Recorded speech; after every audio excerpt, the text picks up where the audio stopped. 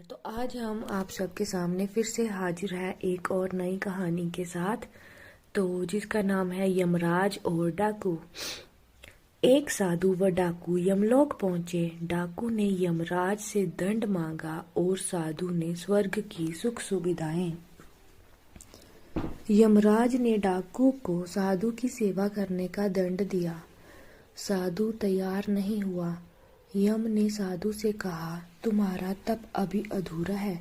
मृत्यु के बाद एक साधु और एक डाकू साथ साथ यमराज के दरबार में पहुंचे। यमराज ने अपने वही खातों में देखा और दोनों से कहा, यदि तुम दोनों अपने बारे में कुछ कहना चाहते हो तो कह सकते हो। डाकू अत्यंत विनम्र शब्दों में बोला, महाराज, मैंने जीवन भर पाप कर्म किए हैं। मैं बहुत बड़ा अपराधी हूँ। अंततः आप जो दंड मेरे लिए तय करेंगे मुझे स्वीकार होगा।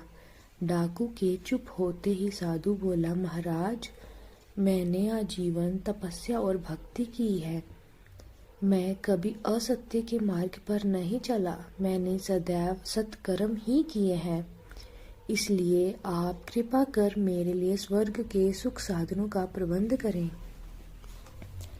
यमराज ने दोनों की इच्छा सुनी और डाकू से कहा, तुम्हें दंड नहीं दिया जाता है कि तुम आज से इस साधु की सेवा करो।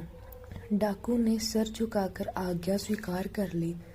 यमराज की ये आज्ञा सुनकर साधु ने आपत्ति करते हुए कहा, महाराज, इस पापी के स्पर्श से मैं अपवित्र हो जाऊंगा। मेरी तपस्या तथा भक्ति का पुण्य निरर्थक हो जाएगा।